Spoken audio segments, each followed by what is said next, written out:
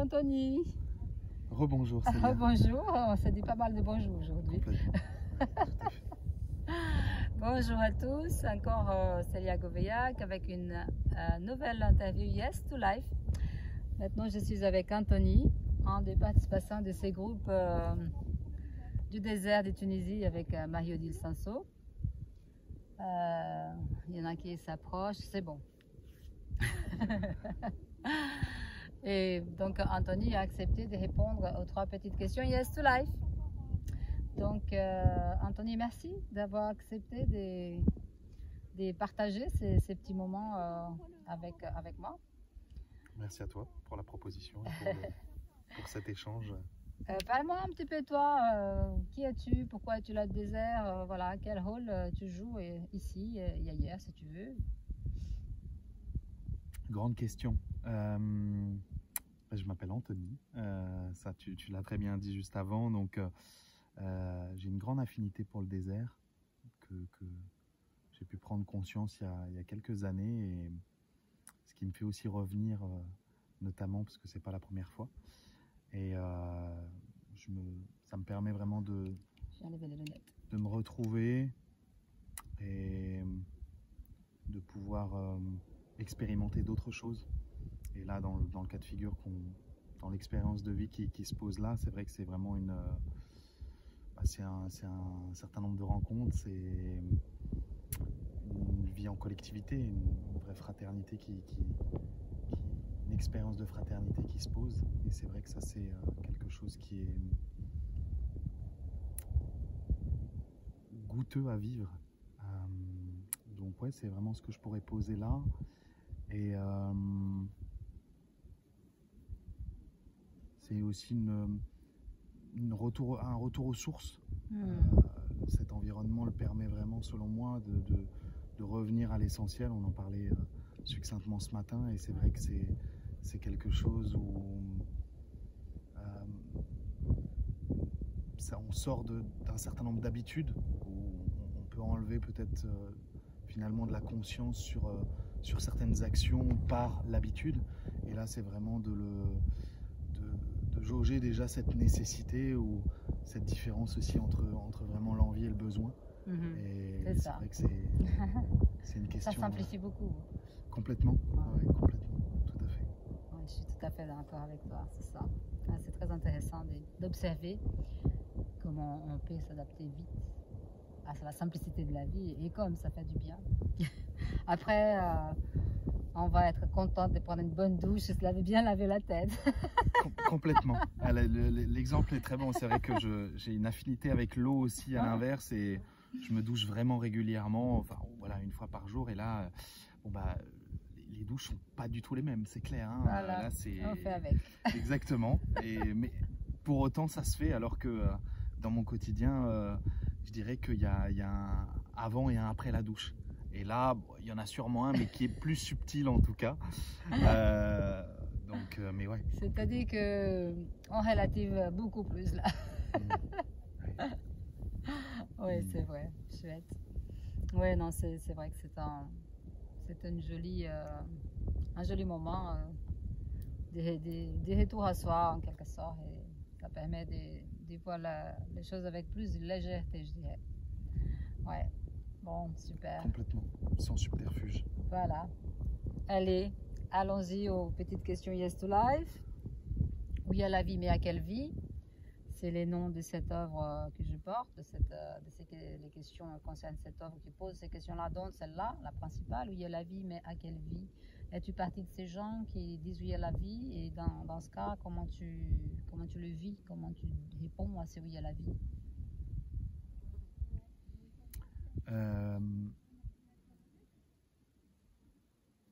Je dirais que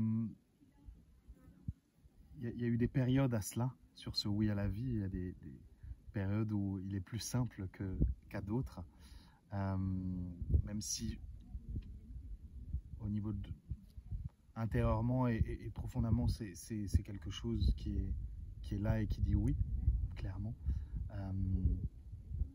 J'ai tendance dans mon tempérament et dans ma personnalité à être plutôt dans l'action. Et une manière de dire oui à la vie notamment, c'est entre autres par l'action, le fait d'agir et de réaliser certaines actions dans une direction et dans un certain but. Et au fil des expériences, au fil de la vie, il y a des choses qui finalement se précisent aussi sur qu'est-ce qui m'anime et qu'est-ce que je souhaite aussi finalement alimenter ou aller nourrir. Il y a une réciprocité dans les deux, hein, finalement aussi. Mais vraiment ce questionnement est là dans ce oui qui se présente, c'est oui, voilà, mais à quoi finalement? C'est ça que je pourrais exprimer, et ça, au fil des expériences, ça se précise de plus en plus, avec, au-delà de ces précisions, une évolution qui s'y passe, parce que il y a des affinités qui étaient présentes qui disparaissent, et dans le fait d'être nourri par certaines choses à un temps, ça ne l'est plus sur un autre temps. Et des rencontres et des expériences permettent, selon moi, vraiment cela, l'évolution en fait. Complètement. Ça, ouais. Je me suis souvent posé cette question de est-ce que c'est finalement apprendre à se connaître ou rappeler à se connaître. Donc, et je tends de plus en plus vers une approche finalement comme un rappel plutôt. Ouais. Allez, tu vois, plutôt qu'être dans une forme rappeler de qui on est. Exactement, ouais, complètement, tout à fait. Il y a une essence présente qui est là initialement et qui, par diverses images, on peut le dire, soit de l'oubli, mais comme un voile qui se pose, et il pourrait y avoir cette notion par l'apprentissage, mais pour moi, oui, il y a finalement quelque chose d'extérieur à cela, dans la thématique d'apprentissage, alors que le fait plutôt ok, c'est là et on va venir finalement se souvenir, on a vraiment cette notion intérieure qui se présente, quoi. Oui, c'est intéressant ce que tu dis, parce que c'est une réponse qui est évolutive, sur laquelle je suis tout à fait d'accord, parce que rien n'est figé, on est bien placé pour les comprendre. Quand on est dans le désert, on voit ça très clairement, vu à la vitesse auquel le sable se déplace, les dunes changent de forme, la vibration aussi sous les dunes change, et en fait ça vient rappeler, c'est là qu'en fait rien n'est figé et rien n'est définitif. Et qu'effectivement, c'est vrai que voilà, il y a des moments où je dis oui, mais à quoi, et puis après, voilà, il y a cette idée de se positionner en fait, sur quoi je vais alimenter en quelque sorte. Complètement. Ouais, j'ai pendant un temps souhaité ou à l'inverse, ne pas souhaiter prendre des décisions. Et depuis ces dernières années, il y a vraiment un appel à un positionnement et à des décisions, alors qu'il pourrait y avoir voilà. Allez. Parfait, nous voilà de retour. Voilà de retour, après cette petite avec coupure. Les caprices. Ouais. Il y a quelque chose qui est passé par là pendant que je n'étais pas là. C'est quoi ça? C'est drôle. Je crois que ça il y a des déjà, petits non? pas. Je sais pas. Non, on a un peu partout là aussi. Les traces sur le sable. Ok, donc on était en train de définir cette question sur les oui à la vie, mais pour le coup, je ne me souviens plus où on était.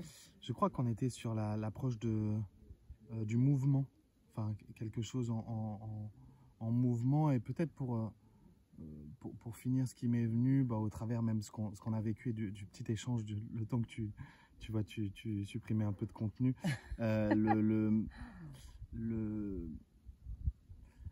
cet aspect du oui à la vie, je le vois de plus en plus aussi avec trois approches, si on peut dire ça comme ça, celle vraiment de l'élan, où c'est quelque chose que je commence de plus en plus à goûter, un peu vraiment on l'échangeait ce matin et à diverses reprises, vraiment le fait, cette forme de poussée à aller vers quelque chose, mais autre que mental, tu vois. Et ça, c'est vraiment un point, aujourd'hui, un des points vraiment clés qui me permet, on va dire, au moins d'éviter, ou en tout cas pour le moment, limiter l'approche de l'effort. Je vois que quand c'est à l'inverse de l'élan, il y a cette tendance à l'effort. Et puis, l'axe que tu exposais, notamment dans certaines interviews, que moi je résumerais par la spontanéité. Et ça, je trouve ça vraiment top aussi. Pour moi, ça va en lien. L'élan et la spontanéité vont vraiment de pair. Et puis, finalement, la joie. Ouais. Ça, c'est aussi finalement même un état d'être, selon moi, qui change complètement la donne, quoi. Oui, on parlait de ça tout à l'heure. Je ne sais plus qui j'ai, Claire, qui passe par là et qui fait du bruit avec Marie-Odile et Luce-Marie, ou Marie-Luce. Non, c'est pas Marie-Luce, Virginie, je ne sais pas. Sylviane, voilà. Je ne sais pas les prénoms, alors c'est pas moi. Oui, mais c'est vrai, ça. On parlait de ça, justement, de la puissance de la joie, qui est beaucoup plus présente et palpable que ce qu'on appelle du bonheur, pour moi, c'est quelque chose qu'on voit très loin, en fait. Ouais. Et alors que la joie, voilà, on a vécu plusieurs moments de joie, là, de façon très simple. Et c'est ça, la joie simple, c'est ça. Là, et qu'est-ce qu'on a besoin de cette joie pour être présent, même. Parce que c'est ça, en fait. Complètement. Ouais, et c'est vrai que même de pouvoir goûter la différence entre la joie et l'euphorie, où j'avais identifié pour ma part auparavant vraiment l'euphorie comme étant de la joie, mais je vois qu'en effet la joie amène finalement un état d'être et un état de présence beaucoup plus présent, c'est le cas de le dire, et avec une simplicité et une authenticité qui est juste géniale, quoi. Ouais, super. Yes to life. Il fait chaud, hein. Je transpire.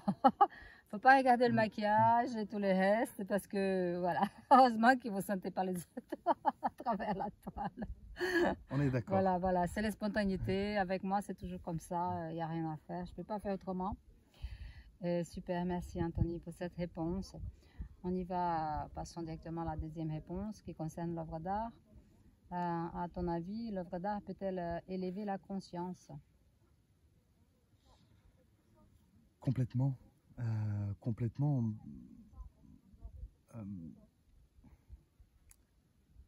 À partir du moment où elle a été réalisée en conscience, en fait, je pense qu'elle émane cette conscience et donc elle permet de pouvoir... Alors, je me pose même cette question me vient de est-ce que même si la conscience n'était pas là lors de la conception d'une œuvre ou de l'œuvre, il y a sûrement quand même on va dire des résonances qui peuvent se faire. Et à la fois, je pense vraiment que si la conscience est là initialement, il y a comme une amplification qui se fait. Ouais, c'est beau ce que tu dis. Et donc ouais, je suis émerveillé de ce qui peut passer par l'art en termes de ressenti, de résonance, de prise de conscience, et surtout de cette diversité. Parce que chacun va voir ce qu'il souhaite voir. Alors finalement, c'est aussi le cas, je pense, dans le quotidien, mais là, comme si c'était accru. Ouais,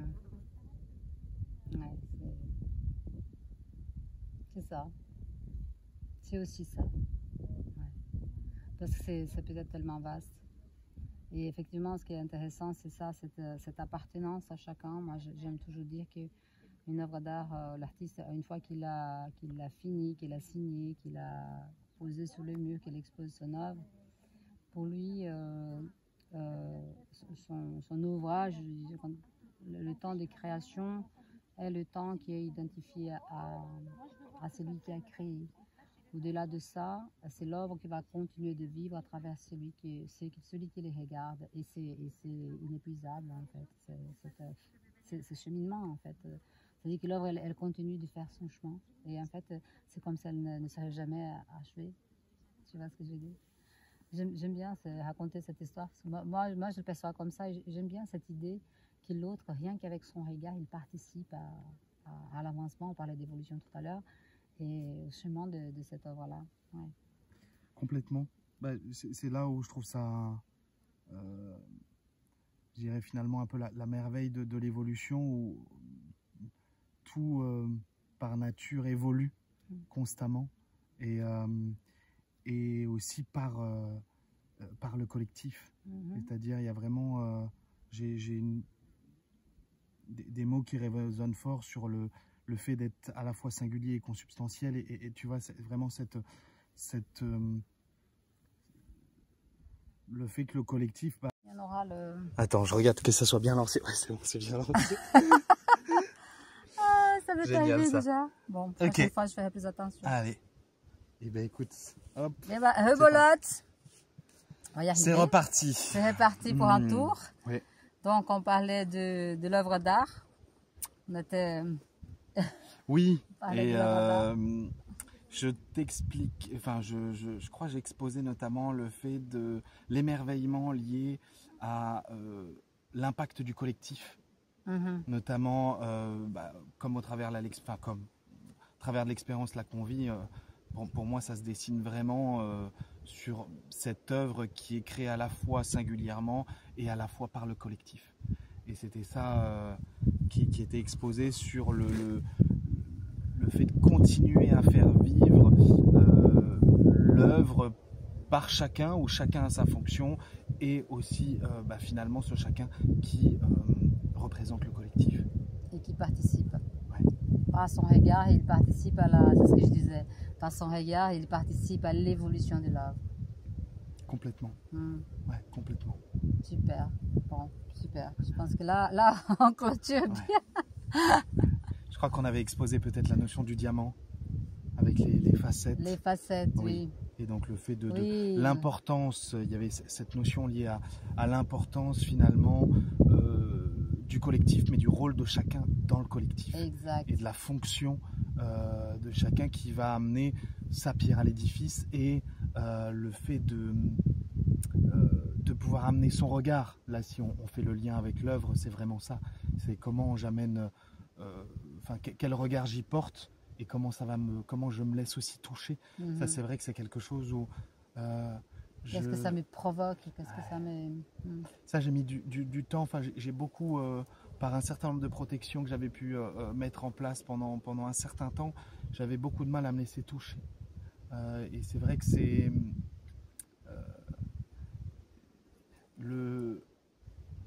finalement, la manière de vivre et les retours, les ressentis qu'on peut avoir quand on se laisse toucher sont tout autres que quand on le fait uniquement psychiquement.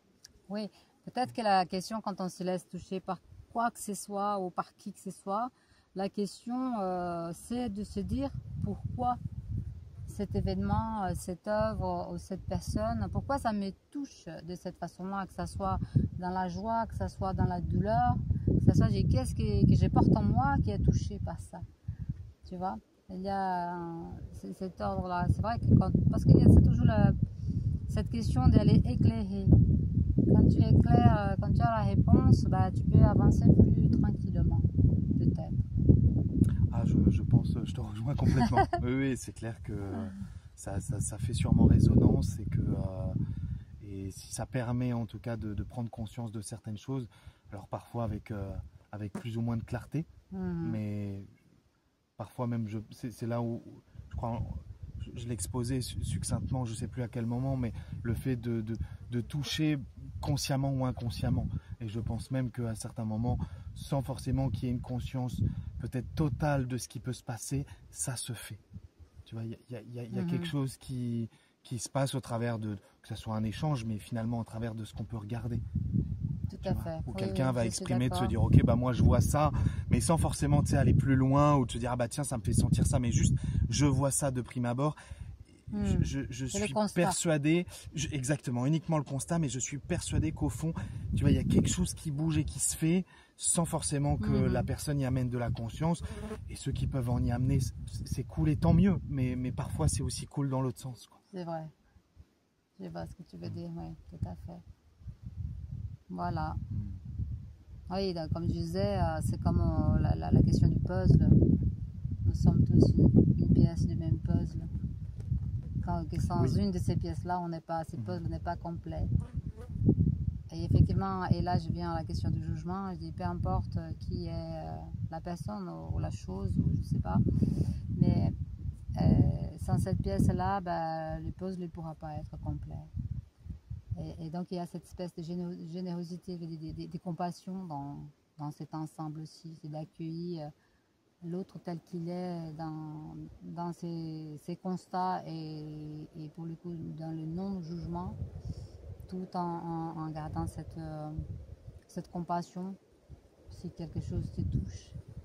Et cette pièce, elle va venir tout à fait, c'est placé exactement là où est sa place dans cette immense puzzle qui contient l'humanité, je dirais ça comme ça.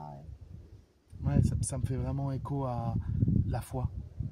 Ça fait vraiment écho à la foi et à la responsabilité et l'importance de chacun. Comme dit en effet, chacun a sa pierre à l'édifice à ramener. Et qu'il n'y a pas des personnes plus importantes que d'autres. Exactement, c'est exactement ça, oui. Exactement ça. Super. Allez, c'est parti pour la dernière question. Dernière question, Yes to Life. Bon. La dernière question concerne l'actualité. Et donc la question c'était comment fais-tu pour vivre dans ces mondes, dans cette actualité bousculante, basculante, je dirais, parce que je pense qu'on est dans un moment de bascule, du changement des paradigmes, je dirais. Comment fais-tu pour vivre traverser tout ça sans te faire du mal, voilà, et avancer? Ouais, je te rejoins complètement sur cette sensation du moment de bascule. Ça fait quelque temps que je suis plus spécialement l'actualité au travers des médias mainstream et donc que ça soit télé ou radio, sans forcément avoir une déconnexion complète. Il y a finalement une attention naturelle qui s'y porte au travers des échanges notamment qui se font, que ce soit dans mon quotidien professionnel ou dans l'échange que je peux avoir avec d'autres personnes, où va m'être présenté certains événements qui a lieu que j'ai en ma conscience et qui me permettent d'amener une compréhension ou du sens sur certains points. Et ce, voilà, même au travers de l'actualité où on pourrait se dire qu'avec une guerre, on n'a pas de lien direct, mais pour moi, il y a vraiment cette approche du collectif qui nous touche. Finalement, on est une part de tout ça. Et le fait d'avoir, on parlait avant de discernement et c'est un des points clés selon moi pour cette prise de recul et cette prise de hauteur qui permet, je dirais finalement d'avoir ce que j'exposerais peut-être comme un positionnement un peu d'enfermement où voilà, on va pas spécialement considérer le choix de l'autre ou le positionnement de l'autre, mais ce qu'on a vu comme étant quelque chose d'arrêté et de vérité absolue. Et c'est là où finalement, on en revient de ce qu'on disait avant, cette conscience de l'importance et finalement de l'égalité de chacun permet de se dire que chacun peut avoir son choix, son positionnement, ce qui n'enlève pas un respect que je peux avoir envers lui. Et ça, c'est vrai que c'est... Oui, tout à fait. Ce qui n'est pas simple, ça aussi. Ouais. Bah oui, complètement. Je crois qu'on l'a connu dernièrement, sans forcément aller trop dans le détail, mais... Ouais. mais on va pas dans le détail, voilà. mais oui, on a connu des Donc, choses. Moi, en tout cas, oui. Ouais. Et c'est clair, ça vient... et puis, de là, la morale vient jouer tout son rôle, hein, de ok, qu'est-ce qui est bien, qu'est-ce qui est mal. Et je rentrerai même pas forcément là-dedans, dans se dire voilà, ça c'est bien, ça c'est mal. C'est ainsi. C'est ça. En tout cas, pour moi, l'actualité, je le vois comme une facette ou un événement, une expérience supplémentaire pour accroître finalement le positionnement. Le réveil, oui, Voilà. tout à fait. Je suis d'accord avec toi. C'est comme si on enfonçait un petit peu les doigts dans la plaie, hein, de plus en plus. Et effectivement, on sait qu'ils vont se dire non, mais là, non, là, ça fait mal, arrête.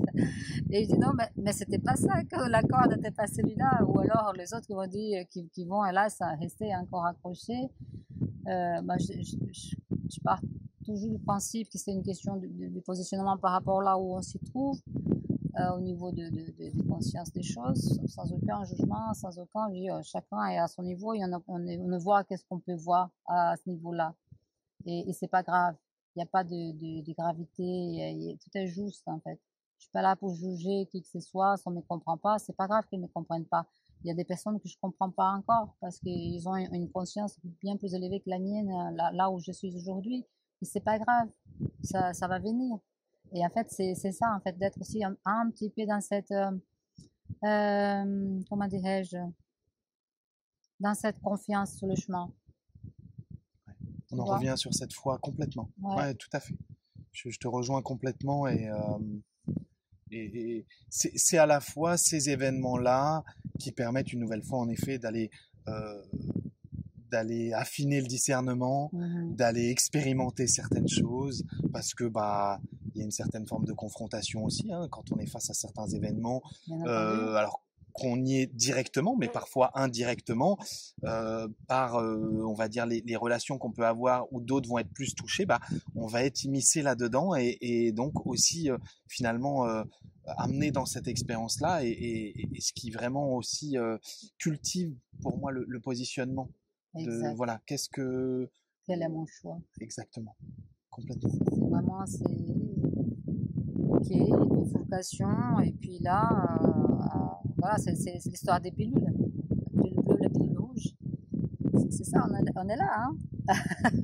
Comme quoi. En tout cas, je pense qu'on en est de plus en plus clairement là. Oui, c'est-à-dire que exactement. Tu vois, dans ce point de bascule, selon moi, vraiment, voilà, avec les événements qu'on vit actuellement et qui, je pense, pour certains, vont s'intensifier ou voilà, sans forcément mettre de prédiction, mais en tout cas, il y a comme une tendance à aller vraiment vers les extrêmes et à avoir une diminution de ce milieu et qu'on pourrait appeler cette neutralité ou cette passivité pour vraiment aller vers un positionnement sans dire que celui-ci est bon et l'autre est mauvais, mais en tout cas un positionnement. Et plus moi je suis dans le milieu en fait.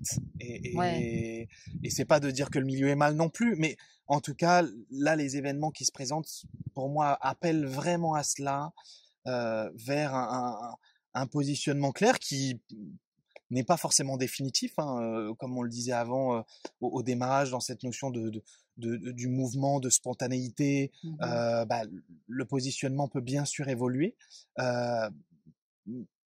tout en étant qu'il y ait un positionnement qui soit clair, qui soit défini. J'aime bien ce que tu as dit, les chemins du milieu, parce que moi j'adore ces chemins-là et je pense que c'est ce chemin que je prends pas mal, très souvent, on va dire. Et ça revient à la question que je disais, de prendre de la hauteur, parce que ces chemins de milieu, ils nous permettent justement de voir le deux. Tu vois ce que je disais, voir le deux, mais c'est voir soi-même. Voilà, je prends de la distance, je prends de la hauteur plutôt, et je vois le monde vivre, et je me vois aussi vivre dans ce monde. Et en regardant effectivement, en constatant ces deux côtés, tout en étant là au milieu, à droite et à gauche, ça me permet de savoir plus précisément déjà comment je vis dans ce monde et effectivement quel est le chemin que je vais prendre, par où je vais y aller, qu'est-ce que je veux, quel est le monde, dans quel monde je veux vivre. Et ça permet effectivement d'avoir cette distance en constatant, et on n'a même pas besoin de juger parce que comme tu dis, je pense que l'un est là pour pousser l'autre en quelque sorte. C'est en fait un petit coup de pouce qui est là pour te dire alors tu vas te décider oui ou non.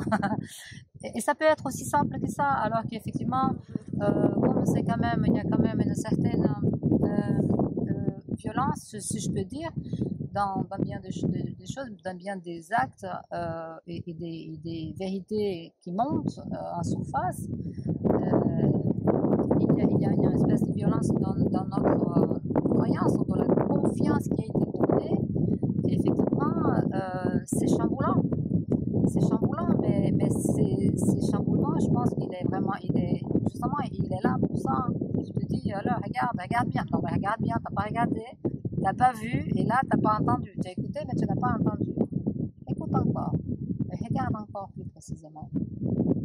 C'est vraiment, parce qu'effectivement, il y a ces conforts dans lesquels les faux conforts, je l'appelle, dans lesquels le système nous a bien placés. Et donc, on ne veut plus regarder, on ne veut plus entendre, on ne veut plus voir. Et puis, on pense qu'on est heureux. Eh ben, il va falloir chercher bonheur autrement. Enfin, ouais, non, mais c'est très intéressant. Ouais, complètement. Bah, ce qui me vient, tu vois, c'est vraiment cette différence entre ce monde illusoire et la réalité. Il y a un moment, ça a été évoqué. Et pour moi, on est vraiment là-dedans où c'est vrai que le quotidien, en tout cas, moi je le vois pour ma part, peut très vite nous zapper et être happé par cette inertie et finalement presque s'en oublier ou oublier cette forme d'élan que j'exposais avant et revenir dans certaines croyances qu'on peut avoir, oublier aussi finalement de se consulter ou de consulter vraiment voilà, ses ressentis. Et ça, c'est clair que aujourd'hui, il y a, en tout cas moi, ce que je perçois, il y a vraiment un grand nombre de sources de dispersion et de parasitage. Et c'est vrai que ça demande d'autant plus, je ne parlerai pas forcément de discipline, mais vraiment une rigueur de rester vigilant ou attentif finalement, parce que l'optique étant pas d'être dans une forme de crainte, mais vraiment d'attention à ce qu'on ressent intérieurement et profondément. Et ça, c'est clair qu'en effet, certains événements peuvent complètement nous sortir de ça. Et une nouvelle fois, il n'y a rien de mal là-dedans, mais et les événements, certains gros événements qui sont vécus, c'est tellement bouleversant qu'on peut avoir vite tendance à être complètement décontenancé, complètement ailleurs, quoi. Ouais, ça peut l'être, c'est vrai. Et ce qui est rassurant à la fois, c'est ce qui était exposé, c'est vraiment ce fait que la vérité souhaite se présenter, souhaite vraiment pousse à être là et que oui, ça éclore de tous les côtés. Hein. Là, c'est clair, ouais. Complètement. Bon, dans tout ça, est-ce que tu aurais un petit message à envoyer à nos auditeurs là? Une petite citation, quelque chose